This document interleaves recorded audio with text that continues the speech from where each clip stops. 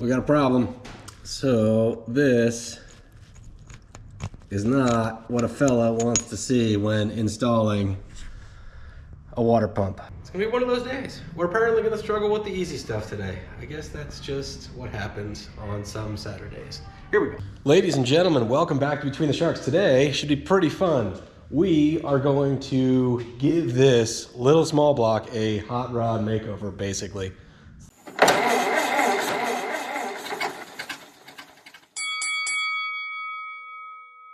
So I've got parts stacked all over this garage. I just picked up some new stuff at the auto parts store. We're gonna do our best basically to go carb to pan installing anything that I have for this motor. So we're gonna do the intake, the valve covers, water pump, pulleys, plugs, distributor, everything that I've got that we can put on this motor to make it as legit and accurate to what we're going to run, the better. So let's dive in. All right, ladies and gentlemen, one of the first things we're gonna do is go ahead and pop this 2-barrel stock cast iron intake off of this motor. Between us girls here, this is likely the best setup for this engine. It'll probably perform the best, but as we all know, the majority of hot rod engine stuff for street-driven cars has little to do with performance and a lot to do with ego and vanity, which is why we're putting a Tripower setup on there. All right, so we got all the bolts out of this thing. Originally, I was gonna go ahead and try to run this engine with this intake and just kind of test it out. But after the compression check and it checked out all right, I figured in order to do that, I would risk this carburetor being clogged up and having to deal with that to begin with. I'd have to fill the engine with coolant and then drain all of that. I have to put the distributor in, get it to top dead center, do that whole thing, and then redo all that. So it wasn't really gonna do me all that much good. Now, I am very curious. Under the valve covers was pretty clean, but I haven't looked, obviously, under the intake yet. So let's see what the valley looks like. That came off surprisingly easy. Shouldn't jinx it. There we go. Wow. Look at that. Yeah, like that's clean. Like real clean. So there is some varnish on these push rods. So I may clean that up just a little bit. To me, that's like old sticky gassy varnish stuff. Holy smokes. They use the little rubber doohickeys. Nobody uses those things. Incredible. All right, so I gave it a quick clean. I just used some acetone, took the varnish off the push rods just in case. There was a series of videos for a while. Junkyard Digs did one and Dylan McCool, different people, where there was some old gasoline varnish and ended up bending push rods. So I don't know, while I'm in there, just cleaned them off, came right off. So that's good news. This is interesting. It looks like somebody took a punch on the China wall and just made little divots to help the rubber gasket stick on there. Now I'm gonna use RTV instead of the rubber gasket, but those rubber gasket things that they used were more stuck than any I have ever seen ever. So maybe that's a trick. If you know anything about that, put it in the comments, because it's certainly not gonna hurt anything, I guess.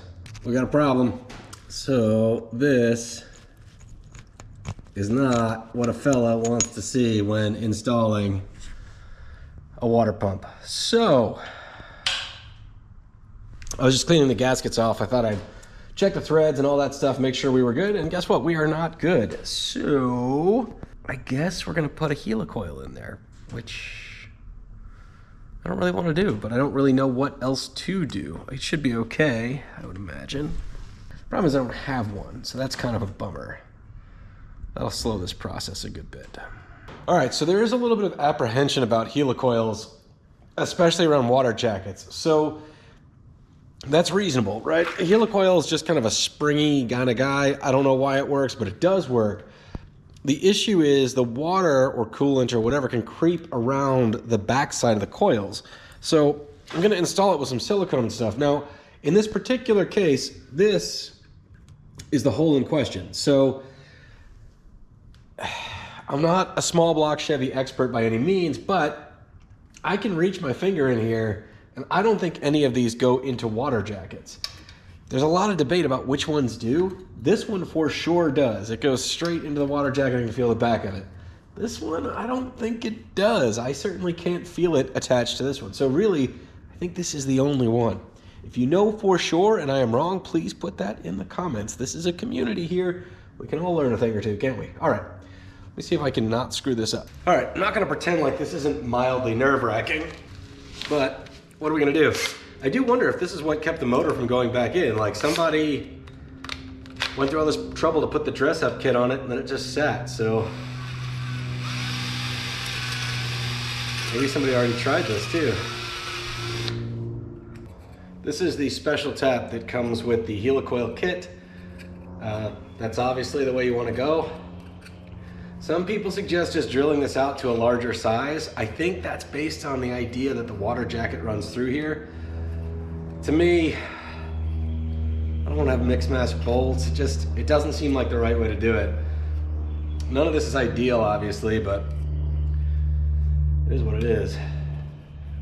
I tend to go back and forth when I'm tapping anything to clear the chips. I use a little bit of cutting oil, so we've gone ahead and brake cleaned our newly tapped threads out. I'm not sure what the right thing to use is to seal this thing on. I know that Loctite and other things are maybe preferred, but just in case, for sealing's sake, I'm gonna go ahead and use RTV. If that's wrong, slap it in the comments, gang. Just wanna make sure that you got it tapped deep enough to get the final threads of your Helicoil at least, what does it say? This is 1/4 to 1/2 thread deep. I don't know, I'll read the instructions. Just do what the instructions say, you'll be all right.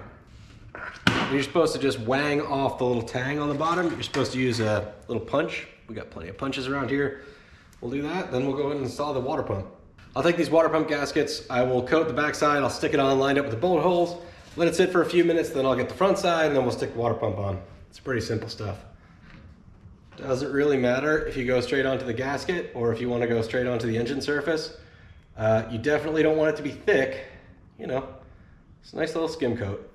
This is one of those things, like follow your gasket instructions. I do this on water pumps just because usually by the time, I've never had an issue doing it this way, but by the time you find any part of it leaking, you've got a lot of things to undo to try to resolve it. And once I've got gasket stuff like this as soon as I have RTV on one side, it doesn't really do any good to not have it on the other.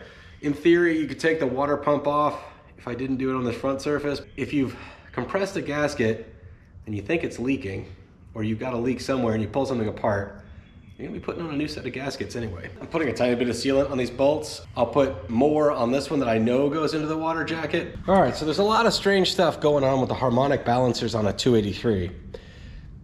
This, I think, is the first year that actually had an external harmonic balancer. That one over there is early enough that it doesn't. It was internally balanced, as it were. Now this one, you may see it has no bolt. I don't even know if the crank is threaded on these things. So we're gonna find out. I bought the harmonic balancer bolt kit so that I could add a bolt, just, you know, add a bit of safety. Otherwise that thing is just pressed on, which lasted this long, it might be fine. So this is a 7/16 20 by 2¼ inch bolt with a washer. Bought it at the O'Reilly's. We're gonna see if it works. If it works, we're gonna run it. If it doesn't, then, well, I guess we're not. So first things first, do we even have any threads? I guess I could tap it. How dumb an idea is that? I thought this was gonna be a really simple day, but it's not. So anyway, we've helicoiled the water pump. Tapping the end of the crank sitting here it's not happening today. I don't know how necessary it really is. Put it in the comments if you know.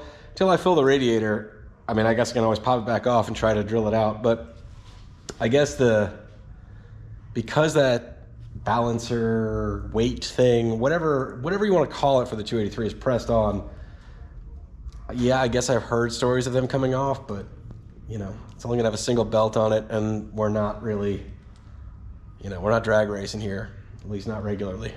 We're gonna be running only a generator and the water pump off of this pulley, so that should be a-okay. Gang, I thought I was super prepared. I'm not even close to like a little prepared. I need to make a list. It's gonna be one of those days. We're apparently gonna struggle with the easy stuff today. I guess that's just what happens on some Saturdays. All right, we scrounged enough hardware to get this fan on, which is just a standard 17-inch metal fan. Now, part of the reason this is important is we need to make sure that this is gonna clear all the radiator hoses once we get to radiator hoses time. All right, we got a bit of an ulterior motive here. I haven't been totally straight. Like, the goal here wasn't so much to church this up, although that would have been fun. What we need to do is get all, or as many of the things as we possibly can that we are going to run on this motor so that we can check the final engine placement. The reason I'm hesitating now is because I'm looking down at this Tripower intake here, and if I actually install that, it's going to be very hard to get a hoist attached to it because the chains will interfere with these carburetors. It can be done, but I could also cause damage to a very expensive thing. Plus, if I take the carburetors off, then I gotta deal with gaskets and blah, blah, blah, because I'm assuming those gaskets are okay. What we're gonna do is pivot because things haven't exactly been going my way today. So I'm gonna grab some valve covers so we look cool, and then we're gonna throw that intake on so it looks cool, and then we are going to get to the meat and potatoes. Wait for it, wait for it.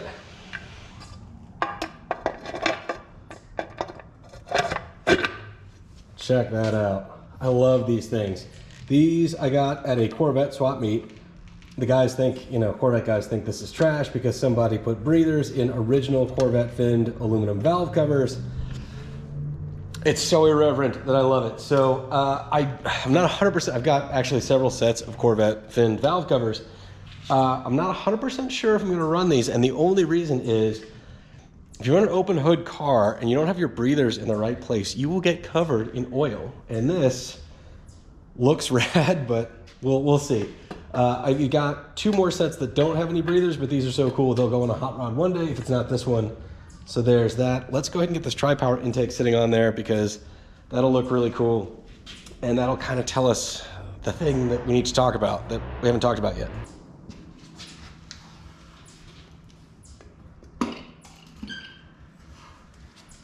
Well, instant hot rod. Just add one of these things, you know what I'm saying? This, though, is what we need to address. Here's the truth about what's driving all of this. With these carburetors on here, straighten this little feller out. Well, I'll deal with that in a second. With these carburetors on here, obviously we can see the actual height of this intake, plus carburetors, plus air filters. What we need to do sooner than later is build a mount for our transmission, but exactly how that needs to be and the height of it and all of that stuff is all related to the angle of the carburetors. We want to keep them at 0, which is 3 degrees down on a small block Chevy for the actual motor. And then last but not least, I got to put the radiator on here, and I recall something from the last time I did that. Let's get it on there and take a look. All right, so that looks pretty sharp, but there's a couple things. So the front carburetor is pretty much exactly where we expected it to be when we moved the motor last time. We moved it basically corresponding to these two marks. So we moved it up this much, 1.25 inches or so, moved it forward this far, which is roughly 1 inch. Fan's looking good. That's a good spacing for all of that. That is as high as I could possibly get the motor. You can see that it's a bit of an optical illusion, but it is running downhill a little bit. But to fix that, the transmission just needs to come up a little bit to even our carburetors out. That's not a big deal. We do have enough room to do that, but I think I gotta grab the hood again because there's something I'm seeing that I'm not in love with, which is the cowl is kind of sloping down a little bit, and then it's gotta come back up for the hood. So I just want to put it on there and think.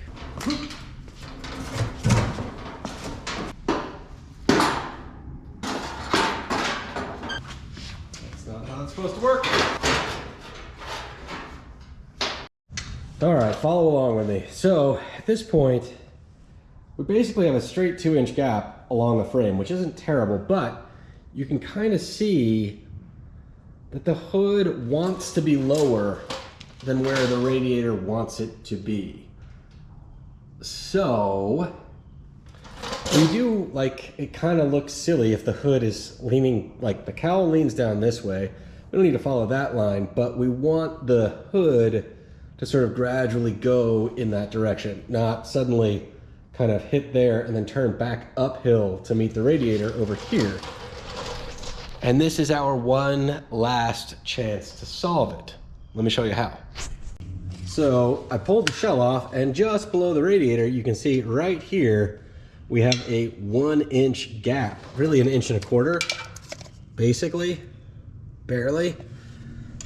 So what we could do, if we were so inclined, is notch the cross member and basically sink the radiator in 1 inch, which would bring this point down 1 inch, which would make this hood thing flow much closer, if not spot on, to where it would want to go in order for that to look right. You know, where it's hot rods and vanity, man. This is all like eyeball and lines and, you know, flow and whatever. So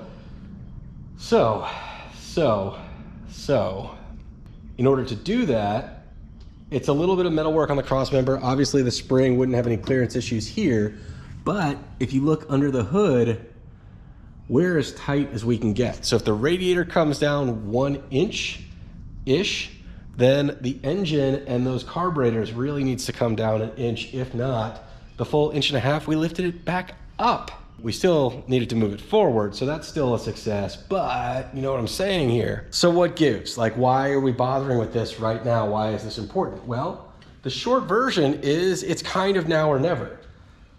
The engine needs its final height so that we can get the tail shaft of the transmission at the right height to get our drive angle correct. Building that cross member and installing it is a critical function to getting everything else that needs to jam in right here, ready to go, which is brake pedal, clutch, master cylinder, possibly exhaust has to run through, the steering column has to run through. Everything is related to the way that this all sits. And if I don't do this now, I'm gonna be undoing everything I do in the future if I want to adjust it.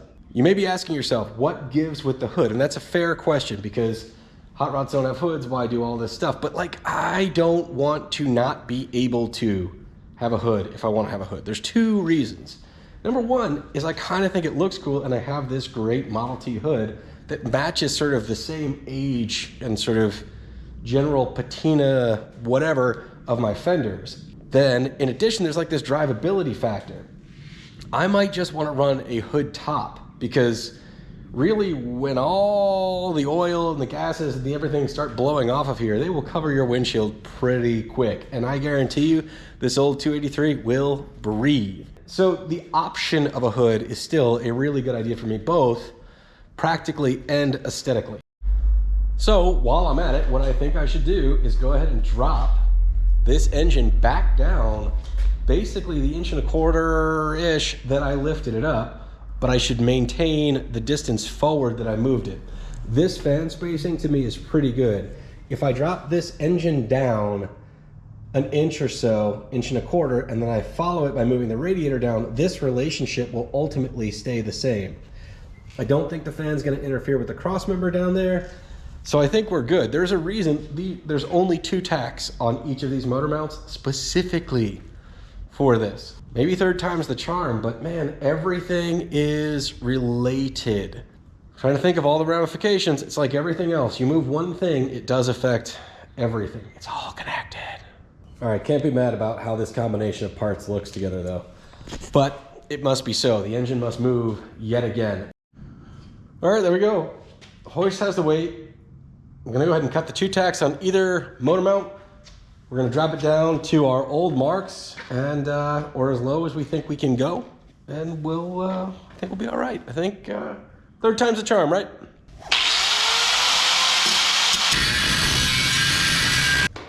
All right, I think she's loose. Hammer time.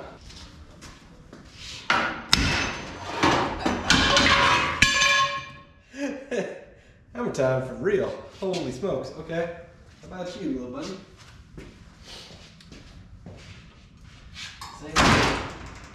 Okay, okay, okay. Observation number one, I think the oil pan's right about where the wishbones are. All right, I think that's the compromise. I've got 2 inches of clearance right now with that style of air cleaner. If we bring the radiator down 1 inch, we're gonna have about 1 inch of clearance. So I guess that's where it's at. So I'm gonna put some tack welds on this. It was all marked out from the previous kind of thing. We used our forward mark and our upper mark. So that's, you know, we've dropped them down equally and we've kept it in the same place front to back, which I think is A-okay. This radiator may lean back a little bit, but the bottom is clear, which is the important thing. All right, gang, not where I thought we were going today, but progress all the same. Hot rodding can be a little bit like Goldilocks and the Three Bears. It's got to be just right. We're fitting much bigger motors in cars that were relatively small, so every tiny bit of space counts. That said, it does make me think, does the 32 Ford frame, like, I know everybody knows it's pretty, but was it a hot rodder's choice just because it already had V8 motor mounts? If you're gonna put a flathead in, bam, get a V8 32 Ford frame, bolt it in. Third time's the charm on the motor placement, I guess. It's lower where I think it ought to be. It's in the same distance forward as we moved it last time. One more thing about, you know, do your best to have as many parts on hand as you can when you can, because it does indeed make a difference, or at least make it a lot easier to measure. So now we're prepared to drop the radiator 1 inch, which is going to give the car's flow sort of, it's going to be better. It's going to be better. And then we can start working on a transmission mount to get the tail shaft of the transmission at the right height, to get the engine at the right angle. And once the transmission mount gets sorted out, we can start dealing with clutch pedal, brake pedal, exhaust, all of the other stuff that has to fit in this tiny little area in the front of the car. And that's kind of exciting. It's kind of exciting. You got to sneak up on it. You got to sneak up on it, but I think we're sneaking up on it. Anyway, thanks for watching Between the Sharks. Good luck on your projects out there. We will see you next time when we do one of those things. It's going to be great.